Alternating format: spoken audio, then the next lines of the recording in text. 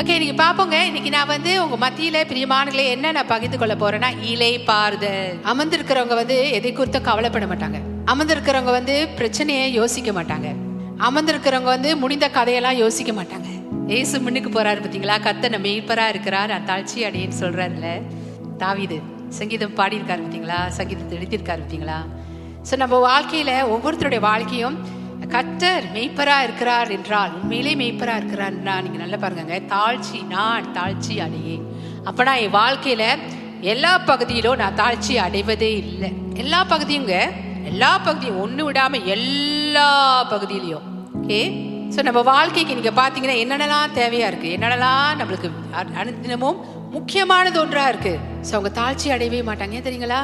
இயேசு மெய்ப்பரா இருந்து நம்மளே நடத்தி கொண்டு போறாரு. ஹல்லேலூயா. ஸோ இவர் உங்க வாழ்க்கையில மெய்ப்பரா இருந்து உங்களுக்காக எல்லாவற்றையும் செய்து முடிப்பார் என்றால் நீங்க என்ன செய்யணுமா? ஒண்ணுமே செய்ய தேவையில்லை. அமர்ந்துருங்க, கர்த்தருக்குள்ள அமர்ந்துருங்க. ஆமென். ஹல்லேலூயா. அதுதான் இளைப்பாறுதல். பிரியமானவர்களே, ஸோ அவருடைய இளைப்பாறுதல பிரவேசிப்பதே நம்முடைய வேலையாக இருக்கிறது.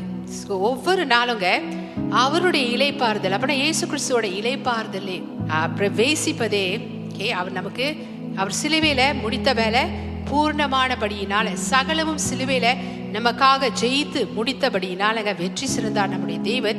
ஸோ அவர் நமக்கு கொடுத்திருக்க இளைப்பாறுதல் அது பூர்ணமா இருக்குங்க. ஸோ அதனால அந்த இளைப்பாறுதலைங்க பிரவேசிக்கிறது தான் நம்மளுடைய வேலையா. ஒவ்வொரு நாளும் பிரியமானங்களே, எடுத்துக்கொள்வோமா? எபிரேயர் 4வது அதிகாரம் 10-11 வசனம். ஏனெனில் அவருடைய இளைப்பாறுதலில் பிரவேசித்தவர் தேவன் தம்முடைய கிரியைகளை முடித்து ஓய்ந்தது போல தானும் தன் கிரியைகளை முடித்து ஓய்ந்திருப்பார். ஆகையால் அந்த திருஷ்டாங்கத்தின்படி ஒருவனாகிலும் கீழ்ப்படியாமையினாலே விழுந்து போகாதபடிக்கு நாம் இந்த இளைப்பாறுதலில் பிரவேசிக்க ஜாக்கிரதையா இருக்க கடவோம். ஆமென். ஹல்லேலூயா. ஏனெனில் அவருடைய இளைப்பாறுதலில் பிரவேசித்தவர் தேவன் தம்முடைய கிரியைகளை பிரவேசித்தவர். அப்பனா அவருடைய இளைப்பாறுதல்ல பிரவேசிக்கிறவங்க தேவன் தம்முடைய கிரியைகளை முடித்து ஓய்ந்தது போல தானும் தன் கிரியைகளை முடித்து ஓய்ந்திருப்பான். அப்பனா அவன் கிரியைகளை இன்னைக்கு சார்ந்து கொள்ள மாட்டான், ஓய்ந்திருப்பான். ஏன்னா இயேசு முடித்த வேலையில தேவன் ஓய்ந்திருக்கிறாரு, அமர்ந்திருக்கிறாருங்க. ஸோ அவரை போல இந்த பூமியில நம்ம வாழ்ந்து கொண்டு இருக்கிறோம் பிரியமானங்களே. அவரை போல நம்ம இருக்கிறோம் என்று 1 யோவான் 4:17 வசனம் சொல்லுது. அவர் இருக்கிற வண்ணமாய் நாம் இந்த பூமியில இருக்கிறோமா? நீங்களும் நானும் அவர் இருக்கிற வண்ணமாய் இந்த பூமியில இருக்கிறபடினால நாமும் ஓய்ந்திருக்கணும். அதை தான் தேவன் விரும்புகிறார். ஓய்ந்திருக்கணும். பலருக்கு சிந்தையில பல சிந்தனை. சிலவங்க இங்கதான் உட்கார்ந்துருக்காங்க, அவங்க சிந்தனைலாம் வேற எங்கேயோ இருக்கும் பிரியமானங்களே. ஆனா தேவன் ஓய்ந்திருக்க சொல்றாரு. இளைப்பாறுதல் வாழ்க்கை, ஓய்ந்திருப்பது தான் இளைப்பாறுதலின் வாழ்க்கை. ஆமென். ஹல்லேலூயா. ஸோ ஒரு குழந்தை இப்ப நீங்க பாத்தீங்கன்னா இயேசு எங்க இருக்கிறாரு? பிதாவின் வலது பரிசுல உட்கார்ந்து கொண்டிருக்கிறாருங்க. இப்ப நம்ம எங்க இருக்கிறோம்? இயேசுவோட வலது பரிசுல நம்ம பக்கத்துல, அவர் பக்கத்துல நம்மளும் உட்கார்ந்து கொண்டிருக்கிறோம். கிறிஸ்துக்குள் யாரெல்லாம் இயேசுவை சொந்த ரட்சகரா ஏற்றுக்கொண்டாங்களோ பிரியமானங்களே, தேவனுடைய பிள்ளைகள், இயேசு ரத்தத்தால் கழுவப்பட்ட பிள்ளைகள் எல்லாரும் என்னைக்கு அவங்க இயேசு முன்னுக்கு நான் இயேசுவே நீங்களே தெய்வம், உங்களை தவிர வேறு தேவன் இல்லை, என் ஆண்டவரே என் பாவத்துக்காக மன்னிச்சிங்க, என் பாவத்தை எல்லாத்தையும் நீங்க எடுத்து போட்டுட்டீங்க அப்படின்னு சொல்லி நீங்க எனக்குள்ள வாசம் பண்ணுங்க ஆண்டவரே, இனிமே நீங்க தான் என் தேவன் என்று சொல்லி அவங்க முன்னுக்கு நின்று தேவனை அவங்க கடவுளா ஏற்றுக்கொள்ளும் பொழுது, இயேசுவை அவங்க கடவுளா ஏற்றுக்கொள்ளும் பொழுது பிரியமானங்களே, அவங்க அன்னைக்கே தேவனுடைய பிள்ளையாய் ஆக்கப்பட்டு ஆண்டுடைய பழுது பரிசுல தேவனோட அவங்க உட்கார்ந்து இருக்கிறாங்க. தெரியுங்களா? அதான் உண்மை. யார் அப்படி நம்மளை உட்கார வச்சிருக்கிறாரு தெரியுங்களா? பிதாவாகிய தேவன் தான் நம்மளை அப்படியாய் உட்கார வச்சிருக்கிறாரு. எடுத்துக்கொள்வோமா? எபேசியர் 2வது அதிகாரம் 7வது வசனம். கிறிஸ்து இயேசுக்குள் நம்மை அவரோட கூட எழுப்பி உன்னதங்களிலே அவரோட கூட உட்காரவும் செய்தார். ஆமென். உன்னதங்களிலே நம்ம இப்ப அவரோட கூட உட்காரவும் செய்தாராம். கிறிஸ்து இயேசுக்குள் நம்மை அவரோட கூட எழுப்பி உன்னதங்கள்ல அவரோட கூட உட்காரவும் செய்தாராம். யாருங்க அந்த செய்தாராம்? பிதாவாகிய தேவன். ஆமென். ஹல்லேலூயா. Once you accept Jesus as your personal savior and Lord, பிரியமானவர்களே, இயேசுவை சொந்த ரட்சகராக நீங்க ஏற்றுக்கொண்ட பிறகு தேவன் கிறிஸ்து இயேசு அவரோட கூட உங்களை எழுப்பி கிறிஸ்து இயேசுக்குள் உங்களை அவரோட கூட எழுப்பி உன்னதங்கள்ல பிதாவாகிய தேவன் அவரோட கூட உங்களை உட்கார செஞ்சிருக்கிறாரு. அப்ப நீங்களாம் விசேஷமான ஜனங்க தானே. துள்ளி குதிக்கணுங்க, சந்தோஷத்து முகத்தை உங்க முகத்துல நான் பார்க்கணுங்க. அந்த வசனத்தை சொல்லும், அந்த வார்த்தையை நான் சொல்லும் பொழுது நான் பார்க்க முடியல. என்ன காரணம் எனக்கு தெரியல. இதெல்லாம் வந்து பொக்கிஷம், தேவன் நமக்கு கொடுத்த பொக்கிஷம் தெரியுங்களா.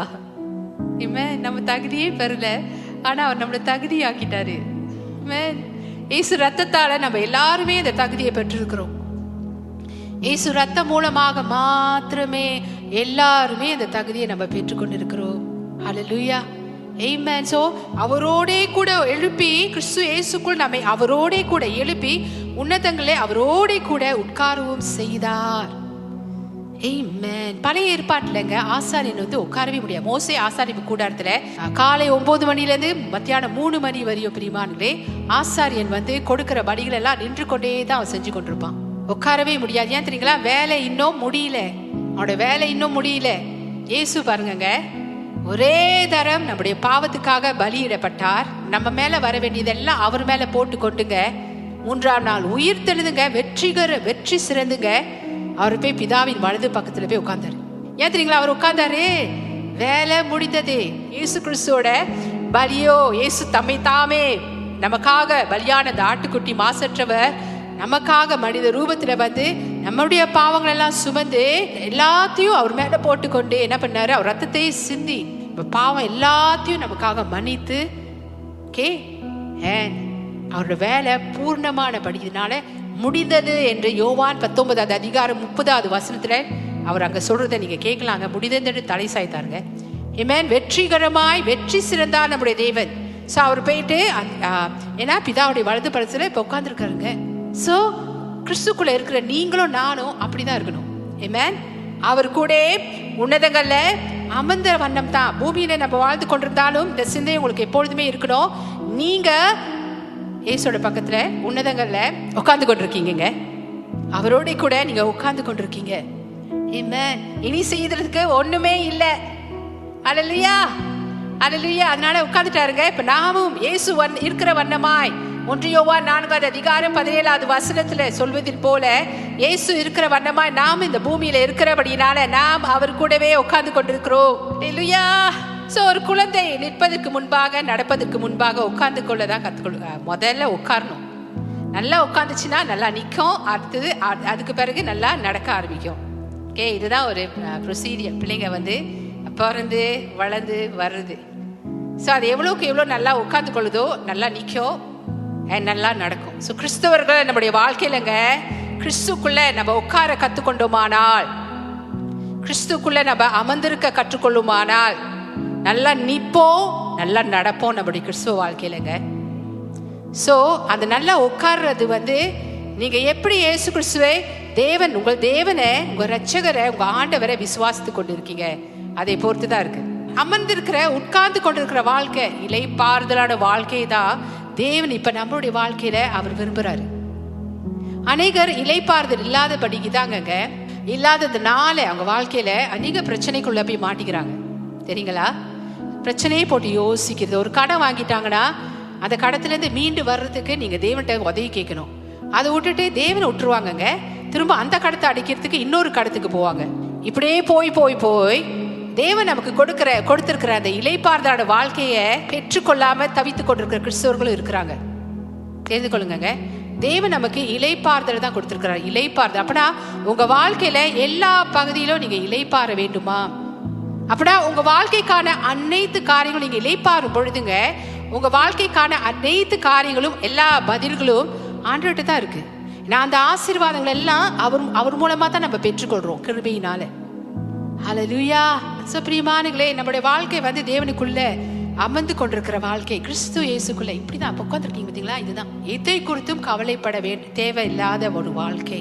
அப்படியே அந்த கவலை போல அது வந்தாலும் கூட இல்லை, ஆண்டவரே இதை நீங்க பார்த்துக் கொள்வீங்க. அது கூட தேவன் வசனம் வச்சிருக்காரு, வார்த்தை வச்சிருக்கிறாரு.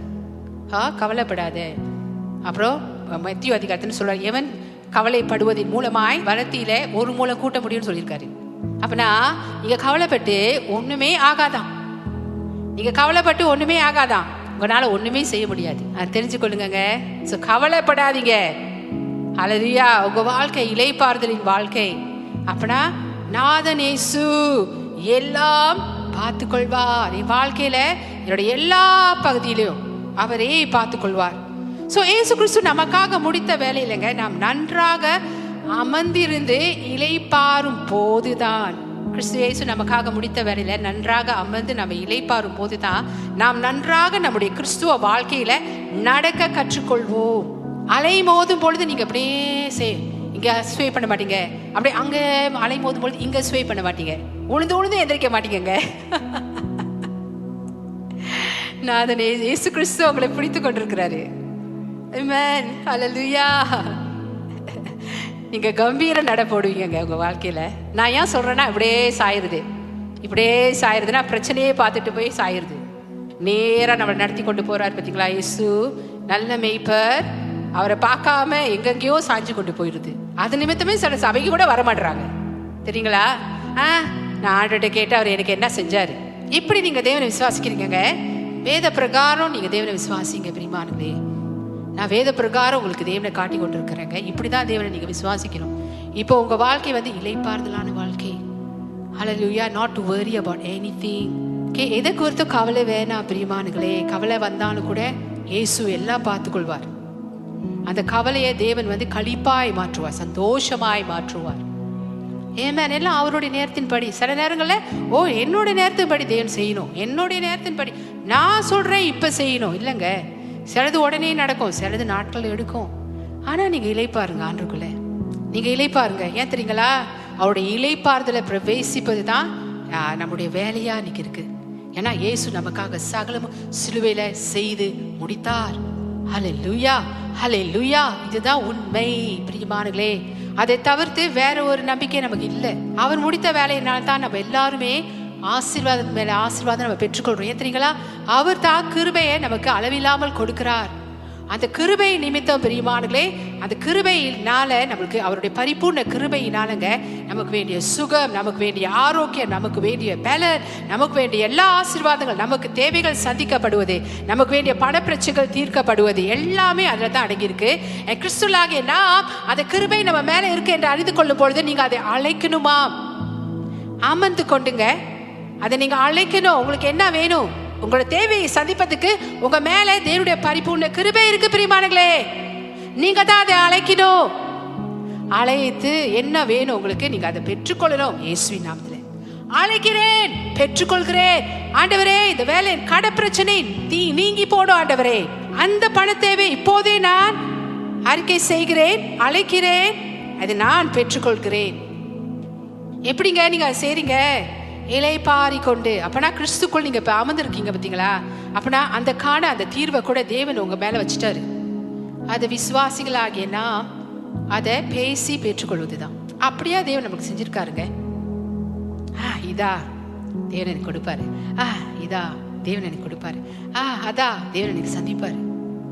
அதான் இளைப்பாறுதல் வாழ்க்கை.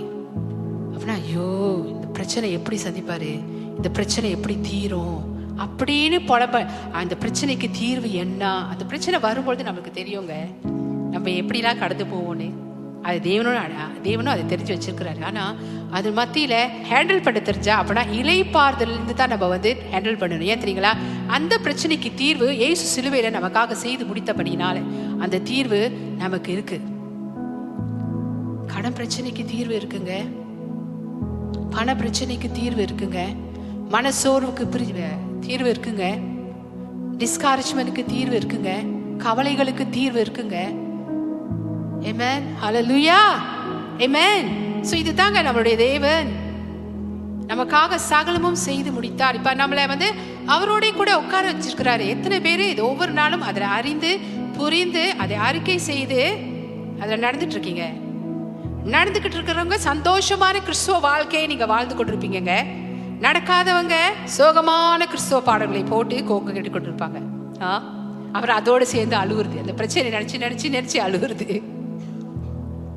வேணா பிரியமானங்களே, எஸ் பிரச்சனை வரும்போது நம்ம அழுவோம், இட்ஸ் ஓகே, பரவாயில்ல, ஏன்னா நம்ம மனுஷனுங்க. ஆனா அது மத்தியில நம்புங்க, தேவன் அந்த கண்ணீரை சீக்கிரம் துடைப்பாரு. ஹல்லேலூயா. இளைப்பாருங்க. இப்படி உட்காந்துருக்கீங்க பார்த்தீங்களா, அப்படியே அமர்ந்துருக்கீங்க பார்த்தீங்களா, இப்படிதான் உங்க வாழ்க்கையில அமர்ந்துருங்க. எஸ், நான் வேலை செஞ்சுட்டு இருக்கேன், நான் வேலை செய்யணும், நான் நடக்கணும், நான் ஓடணும், எல்லா மத்தியில கூட அந்த இளைப்பாறுதல் ஆட்டிடியூட் உங்களுக்கு இருக்கணும். கிறிஸ்து இயேசு பாருங்க, சகல விரோதி மனுஷனுக்கு இருந்த எல்லா விரோதி பிசாசோட கிரிகள் எல்லாத்தையும் முடிச்சுட்டு அப்பாவோட வலது பார்சல வந்து உட்கார்ந்தாரு பாருங்க பிரியமானவர்களே. அடுத்தது என்ன தெரியுங்களா நடந்தது? அவர் வெற்றி செய்தனால எல்லா எதிரிகளையும் ஒன்றன் பின் ஒன்றாக பிதாவாகிய தேவன் அவருடைய கால் அடியில வந்து வச்சாராம், காலின் கீழே வந்து போட்டாராம். தெரியுங்களா? அப்பனா இப்ப எல்லா பிரச்சனையும் இயேசுவோட கால் கீழே இருக்கான். இப்ப நம்ம சந்திக்கிற எல்லா பிரச்சனைகளும் நம்மளுடைய கால் கீழே இருக்குங்க. ஏன்னா நம்ம இந்த பூமியில வாழ்றோம் பார்த்தீங்களா, நம்ம இயேசு இருக்கிற வண்ணமாய் வாழ்ந்து கொண்டிருக்கிறோம். அவரோட கூட உட்கார்ந்து இருக்கிறபடினால, இயேசுவின் கால் கீழே அந்த பிரச்சனைகள் இருக்கிறபடினாலங்க நம்ம பார்க்குற பிரச்சனைகளும் எல்லாமே நம்ம கால் கீழே தான். இதை தெரிந்து கொள்ளுங்க பிரியமானவர்களே. என்னோட எடுத்துக்கொள்றீங்களா? சங்கீதம் 110:1-2 கர்த்தர் என் ஆண்டவரை நோக்கி, நான் உம்முடைய சத்துருக்களை உமக்கு பாதபடியாக்கி போடும் வரைக்கும் நீ என்னுடைய வலது பார்சத்தில் உட்காரும் என்றார். ஓகே, கர்த்தர் தான் வந்து நம்முடைய யெகோவா யாவே தேவன். ரெண்டாவது என் ஆண்டவர் வந்து இவர் தான் வந்து அடோனாய், நம்முடைய இயேசு கிறிஸ்து. ஓகே பிரியமானவர்களே, பிதாவாகிய தேவன் கர்த்தர் நம்ம ஆண்டவராகிய இயேசு கிறிஸ்துவை நோக்கி இங்க சொல்றாரு, நான் உம்முடைய சத்துருக்களை உமக்கு பாதபடியாக்கி போடும் வரைக்கும் நீ என்னுடைய வலது பார்சலை உட்காரும் என்றார். ஸோ ஒன்னொன்னா இயேசு ஜெயத்தை எடுத்த பொழுதுங்க, ஜெயத்தை வெற்றி சிறந்தார் பார்த்தீங்களா? சிலுவையில் எல்லாத்தையும் முடிச்சு என்னென்ன பிரச்சனை, என்னென்ன எதிரிகள் நம்ம வாழ்க்கையில எல்லாத்தையும் முடிச்சு அவர் வெற்றி சிறந்தார் பார்த்தீங்களாங்க. ஸோ ஒன்னொன்னும் பிதாவாகிய தேவன் வந்து ஒவ்வொரு பிரச்சனையும் வந்து அவர் பாதப்படியில கீழே வந்து போட்டாருங்க. எனக்கு பழைய ஏற்பாட்டை நீங்க எடுக்கும் பொழுதுங்க, யுத்தத்துக்கு போகும்பொழுது அவனுங்க எதிரிகளை ஜெயித்து அந்த எதிரிகளை என்ன பண்ணுவானுங்க தெரியுங்க, சங்கிலி போட்டு கட்டி அவனுங்க எல்லாத்தையும் கொண்டு வருவானுங்களாம். யார் முன்பாக? ராஜா முன்பாக. ராஜா என்ன தெரியுமா செய்வாரு? அந்த வெற்றி சிறந்துட்டான்னு சொல்லி அந்த எதிரியெல்லாம் கீழே தள்ளி அந்த எதிரியோட முதுகு மேல காலை வச்சுட்டு இருப்பாரு. ஏன்னா அவர் வெற்றி சிறந்தார். இங்க இப்ப இயேசு கிறிஸ்து வலது பார்சல் அப்படிதான் அங்க உட்காந்துட்டு இருக்காரு. தெரியுங்களா? சோ நம்ம பாக்குற இந்த பிரச்சனை எல்லாம் இயேசு முடிச்சிட்டாரு சிலுவையில. ஆமென். சோ பிதாவாகிய தேவன் இந்த பிரச்சனை எல்லாம் நம்மள வந்து அவரோடு கூட உட்கார வச்சிருக்கிறாருங்க. எபேசியர் 2:6-7 வாசிச்சோம். 6 ஆங்கிலம் 7 தமிழ். எங்க பிரியமானவர்களே, எல்லாத்தையும் நம்ம பாதப்படியின் கீழே தேவன் கொண்டு வந்துட்டாரு, பிதாவாகிய தேவன். சோ இயேசு இருக்கிற வண்ணமா தான் நம்ம இப்ப பூமியில வாழ்ந்து கொண்டிருக்கிறோம். ஆமென். சோ ஒரு பிரச்சனை நீங்க சந்திக்கும் பொழுது நீங்க எல்லாம் தெரிந்து கொள்ளுங்க, அப்பா பிதாவினால் அந்த பிரச்சனை என்னுடைய பாதத்தின் கீழே இருக்கு. ஏன்னா இந்த பூமியில நான் இயேசு இருக்கிற வண்ணமாய் நான் வாழ்ந்து கொண்டிருக்கிறேன். ஆமென். ஹல்லேலூயா. ஏன் வந்து இந்த இளைப்பாறுதல நம்ம பிரவேசிக்கணும்? இது ஏன் நம்மளுடைய வேலையா இருக்கு பிரியமானங்களே? பழைய ஏற்பாட்டுல ஒரு உதாரணத்துக்கு நம்ம போவோமா? ஏன்னா இது ரொம்பவும் முக்கியமா இருக்கு. இளைப்பாறுதல நம்ம பிரவேசிப்பது நம்ம வாழ்க்கையில ரொம்பவும் முக்கியமா இருக்கு பிரியமானங்களே. ஆமென். அது நம்மளுடைய வேலையா இருக்கு. ஒவ்வொரு கிறிஸ்தவங்களும் ஒவ்வொரு நாளும் அவங்க இந்த இளைப்பாறுதல பிரவேசிக்கிறாங்களா இல்லையான்னு ஒவ்வொரு நாளும் நீங்க உங்களே செக் பண்ணிக்கணும். நம்மளோட வேலை சுதந்திரிக்கிறது தான், நம்முடைய ஆசீர்வாதங்களை சுதந்திரிக்கிறது தான், பேசி சுதந்திரிக்கிறது. எங்க எதிரிலாம் எங்க இருக்காங்கன்னு நீங்க பாத்துக்கோங்க, உங்க கால் கீழே. ஹல்லேலூயா. ஆமென். ஆமென். ஆமென். சோ இஸ்ரவேல் ஜனங்களுக்கு தேவன் வந்து ஒரு ஒரு நிலத்தை வாக்கு பண்ணினார். அதுதான் கானான் தேசம். ஆக்சுவலி இந்த நிலத்தை தேவன் வாக்கு பண்ணினார் யார்கிட்டனா? ஆபிரகாம், ஈசாக், யாக்கோப். இவங்க 3 பேரிடத்துல தேவன் வந்து இஸ்ரவேல் ஜனங்களை இந்த ஜனங்கள் அடிமைத்தனத்திலேருந்து அவங்க வெளியாகி இவங்க வந்துட்டு தேவன் வந்து கானான் தேசத்துக்கு தான், கேனன்லனா இது கொண்டு போவேன்னு சொல்லி தேவன் வந்து வாக்கு பண்ணினாருங்க. ஏன்னா ஆண்டோட மனசு எல்லாமே அவருடைய பிள்ளைகள் வந்து நல்லா இருக்கணும், அவருடைய பிள்ளைகள் நல்லா இருக்கணும். இப்பவும் அவருடைய மனசு எல்லாமே நம்ம நல்லா இருக்கணும். ஹல்லேலூயா. நம்ம தான் ஆண்டரை போட்டு திட்டிட்டு இருக்கோம். இளைப்பாருங்க பிரியமானங்களே. சோ இந்த கானான் தேசம் வந்து இளைப்பாறுதலின் தேசம் தெரியுங்களா? அந்த கானான் தேசம் இது வாக்கு பண்ணின நேரம். அப்பனா பாலும் தேனும் ஓடுகிற தேசம்னா தேவனுடைய நிறைவு அங்க இருக்கு, தேவனுடைய பரிபூர்ணம் அந்த தேசத்துல இருக்கு. அப்ப அவரோட தேவைகள் எல்லாம் சந்திக்கப்படுறது. ஓகே, ஹல்லேலூயா. சோ இங்க வந்து தேவன் இஸ்ரவேல் ஜனங்களுக்கு தேவன் வாக்கு பண்ணின நிலம் கானான் தேசம்ங்க. அது வந்து இளைப்பாறுதல் தேசமா இருந்தது பிரியமானங்களே. தேவன் வாக்கு பண்ணினார், உனக்கு கொடுப்பேன் தான். பிரியமானங்களே, எடுத்துக்கொள்வோமா? உபாகமம் 6வது அதிகாரம் 10வது வசனத்திலிருந்து 11வது வசனம்.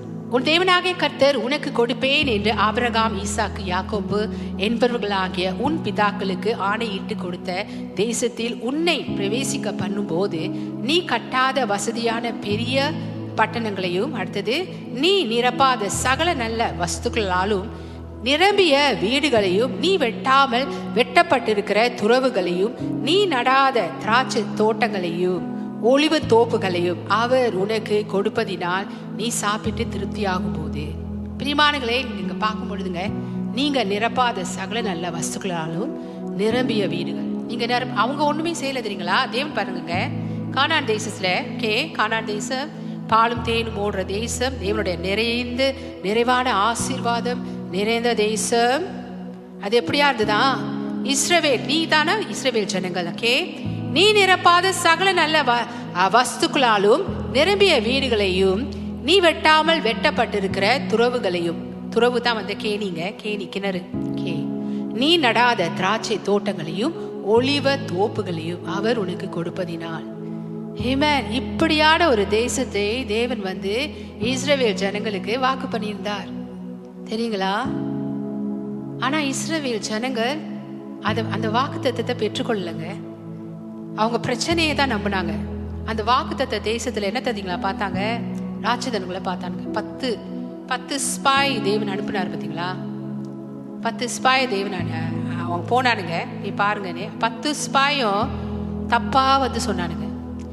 காலேபோ ஜோஷுவா ஒண்டிதாங்க அந்த குறித்து அவங்க வந்து நல்லதே பேசினானுங்க. அதனால தான் நீங்க அந்த வேதத்தை வாசிக்கும் போது நீங்க வாசிக்கலாம், கேலபும் ஜோஷுவா மாத்திரமே அந்த வாக்கு பண்ணின நிலத்துக்கு போக முடிஞ்சது. இஸ்ரவேல் ஜனங்களெல்லாம் போக முடியாத ஒரு சூழ்நிலை. ஏன் தெரியுங்களா? வாக்கு பண்ணின தேவன் எப்படிங்க? நம்ம வாக்கு பண்ணின தேவன் நிச்சயமா அதை நிறைவேற்றுவார். ஆனா அவங்க வந்து அதை பார்க்கலங்க. பார்த்த பிரச்சனை அப்படின்னா அந்த 10 ஸ்பாயும் எதை தெரியுங்களா பார்த்தாங்க? உளவு பார்க்குறவனுங்க 10 உளவு பார்க்குறவங்க என்ன பண்ணி பார்த்தாங்க? அந்த தேசத்துல ராட்சதர்கள் இருந்தாலும் பார்த்தாங்க. அதுதான் பிரச்சனை. ஆனா தேவன் வாக்கு பண்ணிட்டேன்னு சொல்லும் பொழுது கண்டிப்பா அவர் கொடுப்பாரு. ஏன்னா தேவன் உண்மை உள்ளவர். ஆனா இது பாருங்க, இதுலதான் இந்த இஸ்ரவேல் ஜனங்கள் தவறி போனாங்க. அப்படின்னா இங்க பாருங்க, இந்த நிலத்துல வந்து இஸ்ரவேல் ஜனங்கள் ஒரு வேலையும் செய்ய தேவையில்லை, எல்லாமே செஞ்சிருக்கா அவங்களுக்கு. இது இப்ப நம்ம கிறிஸ்துவ வாழ்க்கையில எப்படிதான் ஒப்பிட்டு பேசப்படுது பிரியமானங்களே? இயேசு இப்ப நமக்காக எல்லாமே செஞ்சு முடிச்சிட்டாரு. நம்ம செய்ய வேண்டியது ஒண்ணுமே இல்லை. இளைப்பாரி தேவனிடத்திலிருந்து பெற்றுக்கொள்வதுதான். இளைப்பாறுதலுக்குள்ள நீங்க வருவதை குறித்து ஜாக்கிரதையா இருங்கன்னு வேதம் சொல்லுது. ஆனா இந்த இஸ்ரவேல் ஜனங்கள் இங்க வந்து தோத்து போனாங்க. பிரச்சனையை பெருசா பார்த்தாங்களே தவிர தேவன் சொன்னவர், வாக்கு பண்ணினவர் நிச்சயமாக செய்து முடிப்பார், கொண்டு போய் சேர்ப்பார் அப்படின்னு அவங்க பார்க்கவே இல்லை. ஸோ இங்க தாங்க அவங்களாம் இழந்து போனாங்க. ஸோ அதனால 40 வருடங்களாங்க இஸ்ரேல் ஜனங்கள் வந்து கர்த்தர் அவளுக்காக முடித்து ஆயத்தப்படுத்தியிருந்த தேசத்தை நம்பாமல் போனபடியினாலுங்க வண்ணாந்திரத்துல சுத்தி திரிந்தார்கள். ஆக்சுவலி 40 வருஷம் வந்து அவங்க வந்து சுத்தி திரியறதுக்கு தேவையே இல்லை. ஆனா அவங்களோட அவநம்பிக்கை அவங்கள சுத்தி திரிய வச்சது. கானான் தேசத்துக்குள்ள போக முடியாத ஒரு நிலையாயிடுச்சுங்க. நல்லா தெரிந்து கொள்ளுங்க பிரியமானங்களே, உங்க சுகம், உங்களுக்கு கொடுக்கப்பட்ட ஆசீர்வாதங்கள், இயேசு சிலுவையில உங்களுக்காக சம்பாரிச்சு கொடுத்துட்டாரு.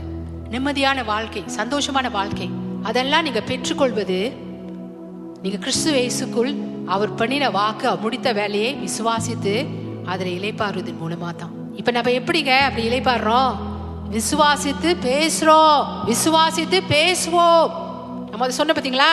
என் மேல தேவனுடைய பரிபூர்ண கிருபை இருக்கு. உங்களுக்கு வேண்டியதை நீங்க பெற்றுக்கொள்வதற்கு அதை நீங்க அழைக்கணும். பெற்றுக்கொள்கிறேன் இயேசுவின் நாமத்தில் என்று சொல்லணும். அது அப்படியே உங்களுக்கு உண்டாகும். அவ்வளவுதான். எதை தேவன் வந்து உங்க வாழ்க்கையில சொல்றாரு. நம்ம எத்தனை பேர் அதை செய்யறோம் பிரியமானங்களே? நம்ம எத்தனை பேர் அதை செஞ்சு கொண்டிருக்கிறோம்? இல்லை பிரச்சனையே நம்ம மண்டையில போட்டு உருட்டிட்டு இருக்கோமா? இல்லை பிரச்சனையை தான் பெருசா பாக்குறோமா, தேவனை பெருசா பாக்குறோமா? பிரியமானங்கள், நம்ம வந்து பிரச்சனையை பெருசா பாக்குறது காட்டிலும் தேவனை தான் நம்ம பெருசா பார்க்கணும். அது உண்மை. நம்ம பாடுற பாடலும் அதுதான். அல்லேலூயா. அவர் பெரியவர். ஆமென். பெரியவர் எனக்குள்ளே, மிகவும் பெரியவர் எனக்குள்ளே, ஒருவராய் பெரிய அதிசயங்களை செய்கிற பெரியவர் எனக்குள்ளே. எத்தனை பேருங்க இதை தியானிக்கிறீங்க உங்க வாழ்க்கையில? எத்தனை பேர் இதை அறிந்து நடக்கிறீங்க? பிரச்சனை வரும்பொழுது தேவனை பெருசா பாக்குறீங்களா அல்லது பிரச்சனையை பெருசா பாக்குறீங்களா? ஏன்னா சில பேர் பிரச்சனை ரொம்ப சத்தம் போடும், ஆனா அது மத்தியில பிரியமானங்களே தேவனை தான் நீங்க பெரியவரா பார்க்கணும். உங்களுக்கு ஆடுது உங்களை வந்து சேரும், உங்களுக்கு கிட்ட வந்து சேரும். ஏன்னா தேவன் உங்களுக்கு வாக்கு பண்ணிட்டாரு. ஹல்லேலூயா. கிறிஸ்து இயேசு மூலமாய் நம்ம இந்த இளைப்பாறுதல் தேசத்துக்குள்ள நம்ம இப்ப வாழ்ந்து கொண்டிருக்கிறோம் பிரியமானங்களே. ஹல்லேலூயா. நம்ம சுத்தி அடிச்சுட்டு போயிட்டு இருக்க தேவையில்லை. அவங்க வண்ணாந்துட்டு 40 வருடமா அவனுக்கு கஷ்டப்பட்டு இருந்தாங்க பாருங்க, தேசத்துக்குள்ள போக முடியாம. அவருடைய நன்மையினால் நிரப்பப்பட்ட தேசம், அவர்கள் அனுபவிப்பதற்காக கொடுக்கப்பட்ட ஐஸ்வர்யம் நிறைந்த தேசத்தை தேவன் அவர்களுக்கு கொடுத்து விட்டார் என்று அவர்கள் நம்ப மறுத்தனர். இதுதான் நடந்துச்சு இஸ்ரவேல் கூட்டத்துக்கு. தேவனுங்க பகல்ல வந்து மேகஸ்தம்பம், இரவுல வந்து அக்கினி ஸ்தம்பமா அந்த ஜனங்கள் நடத்தி கொண்டு போனார் தெரியுங்களா? மன்னாவை கொடுத்த தேவன் அவங்கள ரியலா பார்க்க செஞ்சாருங்க. கூடவே போயிருந்த தேவனுங்க. கண்டிப்பா இவர் சொன்னார்னா இவர் செய்வாரு. உங்க வாழ்க்கையில அதுதான் பிரியமானங்களே. ஆமென். சோ இன்று விசுவாசிகள் இயேசு முடித்த வேலையை முடிக்க பாக்குறாங்க. அவங்க சிலுவையில இயேசு அவங்களுக்காக சகலமும் செய்து முடித்தா நம்ப மாட்டாங்க. அதை தான் அவங்க நம்பணும், அதை தான் அவங்க நம்பணும் பிரியமானங்களே. முடித்த வேலையை முடிக்க பாக்குறாங்க, தோக்கடிக்கப்பட்ட பிசாசை தோக்கடிக்க பாக்குறாங்க. அப்படின்னா சில காரியங்களை பார்த்து நான் இன்னைக்கு விரட்டுறேன், இதை செஞ்சு நான் விரட்டுறேன், நான் இதை செஞ்சு நான் அதை பெற்றுக்கொள்றேன் தேவனிடத்துல இருந்து. பிரியமானங்களே இல்லைங்க, நம்மளோட வேலை எல்லாமே அறிக்கை செய்து, இயேசு முடித்த வேலையை அறிக்கை செய்து நமக்கான ஆசீர்வாதங்களை அறிக்கை செய்து பெற்றுக்கொள்வது தான் நம்முடைய வேலை. தான் அமர்ந்திருக்கிறது இளைப்பாறுதல். இளைப்பாறுதல்லே ஒரு பிரச்சனையை பாக்குறீங்களா? இந்த பிரச்சனை எனக்கு விரோதமாய் வர முடியாது, நான் கிறிஸ்துக்குள் நீதிமான். இங்க எப்படிங்க கிறிஸ்துக்குள் நீதிமானா? நீங்க இயேசு முடித்த வேலை நிமித்தம் தானே. நீதிமான ஆகிறதுக்கு கிரியைகளை பாக்குறீங்களா? கிரியைகள் செய்றீங்களா? நான் இதெல்லாம் செஞ்சாதான் நான் நீதிமான் இல்லை பிரியமானங்களே. நீ கிறிஸ்துக்குள் நீதிமான ஆயிட்டீங்க. சோ எனக்கு விரோதமாய் உருவாக்கப்படும் எந்த ஆயுதமும் வாய்க்காதே போகும். யாராச்சும் உங்களை கீழே தள்ள பாக்குறாங்களா? வேலை இடத்துல உங்களுக்காக உங்களுக்கு பின்னால சதி செய்யறாங்களா? அதை பார்த்து பயந்து போவாதீங்க. அவங்க பக்கத்துல எத்தனை 5-6 பேர் இருக்காங்க, உங்க பக்கத்துல யாருமே இல்லை. ஆனா தேவன் இருக்காரு. அதே வாக்குத்தத்தம் கொடுத்திருக்காரு, உனக்கு விரோதமாய் உருவாக்கப்படும் ஆயுதம் வாய்க்காதே போகும். ஹல்லேலூயா. நீங்க கிறிஸ்துக்குள் நீதிமான். இதை சொல்லிக்கிட்டு நடந்துட்டே போங்க. இதுதான் இளைப்பாறுதல் வாழ்க்கை. ஏன்னா நீங்க உன்னதங்கள்ல கிறிஸ்துவோடு அமர்ந்திருக்கீங்க. ஹல்லேலூயா. ஆமென். வேலை வேணுமா? அது ஆசீர்வாதம் உங்களுக்கு இருக்கு. இயேசு கிறிஸ்து அது உங்களுக்கு வச்சிருக்கிறாரு. ஏன் தெரியுங்களா? நீங்க வந்து ஐஸ்வர்யத்தின் தேவனை வணங்குறீங்க. நீங்க வந்து கிறிஸ்து இயேசுக்குள் ஐஸ்வர்யவான்களா இருக்கிறீங்க. ஹல்லேலூயா. உங்களுக்கானது உங்களுக்கு இருக்குங்க கிறிஸ்துக்குள்ள. அதை அழைங்க. ஏன்னா அதை பெற்றுக்கொள்வதற்கு பரிபூர்ணமான கிருபை உங்க மேல இருக்கு. ஹல்லேலூயா. ஆமென். சோ கிரியைகளை சார்ந்திருக்காதீங்க. நான் இது பண்ணினா தான் மேபி எனக்கு அந்த வேலை கிடைக்கும் பொழுது, நான் இது பண்ணினா தான் மேபி எனக்கு அந்த பண தேவை சந்திக்கப்படும் பொழுது, நான் இது பண்ணினா தான் நான் சுகத்தை பார்ப்பேன் பொழுது அப்படின்னு கிரியைகளை, சொந்த கிரியைகள்ல ஈடுபடாதீங்க பிரியமானங்களே. உங்க சொந்த முயற்சினால அவங்க ஒண்ணுமே பெற்றுக்கொள்ள முடியாது. கிறிஸ்து முடித்த வேலை நிமித்தம், அதை விசுவாசிப்பது நிமித்தம் தான் உங்களுடைய ஆசீர்வாதங்களை, உங்களுக்கானதை நீங்க பெற்றுக்கொள்ள முடியும் பிரியமானங்களே. இளைப்பாறுதல இழந்து போறவங்களுக்கு வந்து 40 வருடம் சுற்றி அலையணும் வனாந்திரத்துல. அந்த இஸ்ரேல் ஜனங்களை போல வந்து சேருது ரொம்ப ரொம்ப லேட். நம்மளுக்கு பாருங்க விசேஷங்க நம்ம ஆண்டவர். ஹல்லேலூயா. நமக்கு அற்புதத்தை செய்கிற தேவனா இருக்கிறார் பிரியமானங்களே. நீங்க நம்பும் பொழுதுங்க இளைப்பாருங்க. உங்க அற்புதத்தை பெற்றுக்கொள்றதுக்கு தேவனுக்குள்ள இளைப்பாருங்க பிரியமானங்களே. அவருடைய அன்புல நம்பிக்கை வைங்க. தேவனுடைய அன்புல நம்பிக்கை வைங்க. நம்ம தேவனை எவ்வளவா நேசிக்கிறோன்னு இல்ல, தேவன் நம்மளை எவ்வளவா நேசிக்கிறார் அந்த அன்புல நம்பிக்கை வைங்க பிரியமானங்களே. Because he loves me. அவர் என்னை நேசிக்கிறபடியினால எனக்காக சகலமும் செய்து முடிப்பார். ஹல்லேலூயா. சோ போராடுவது தேவனுக்கு பிடிக்காத காரியம். ஏன்னா உங்களுக்காக இயேசு போராடி முடிச்சிட்டாரு. உங்க என்ன பிரச்சனை இருக்குங்க உங்க வாழ்க்கையில, அதுக்காக தேவன் போராடி முடிச்சிட்டாரு. அதுக்காக போராடி முடிச்சிட்டாரு. வெற்றி சிறந்துட்டாரு கிறிஸ்துக்குள்ள. அவர் உங்களை நேசிக்கிறபடினால நீங்க கிறிஸ்துக்குள்ள வெற்றி சிறந்த ஜனங்கள், முற்றும் ஜெயம் கொண்ட ஜனங்கள். ஹல்லேலூயா. எந்த பிரச்சனையும் உங்களை மேற்கொள்ளவே முடியாது.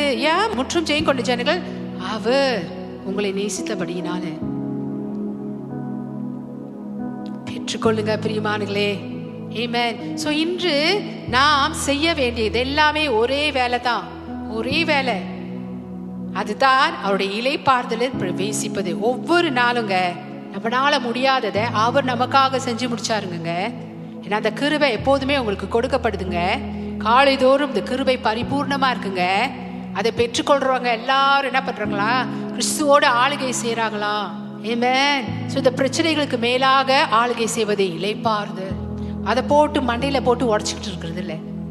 ஓகே, ஸோ இந்த இளைப்பாறுதலுக்குள்ள நம்ம எப்படிங்க நுழையிறோம்? அவருடைய வேலை முடிந்தது என்று நம்பி அவன் நம்ம மீது பாராட்டும் தகுதியில்லா தயவை ஒவ்வொரு நாளும் விசுவாசிக்க வேண்டும். ஆமென். இந்த தயவு, இந்த கிருபை நிமித்தமே என் தேவைகள் சந்திக்கப்படுது, என் கடன் பிரச்சனைகள் நீங்குது.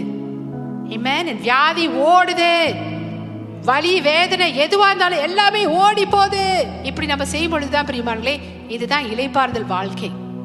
இளைப்பாறுதல் அப்பனா just believing what Jesus did for you on the cross, that's all. எல்லாமே சிலுவையில உங்களுக்காக சாதிச்சு கொடுத்துட்டாருங்க. எபிரேயர் 4வது அதிகாரம் 7வது வசனம் 11வது வசனம். இன்று அவருடைய சத்தத்தை கேட்பீர்களாகில் உங்களுடைய இருதயங்களை கடினப்படுத்தாதீர்கள் என்று வெகு காலத்துக்கு பின்பு தாவீதின் சங்கீதத்திலே சொல்லியிருக்கிறபடி இன்று என்று சொல்வதினாலே இன்னும் ஒரு நாளை குறித்திருக்கிறார்.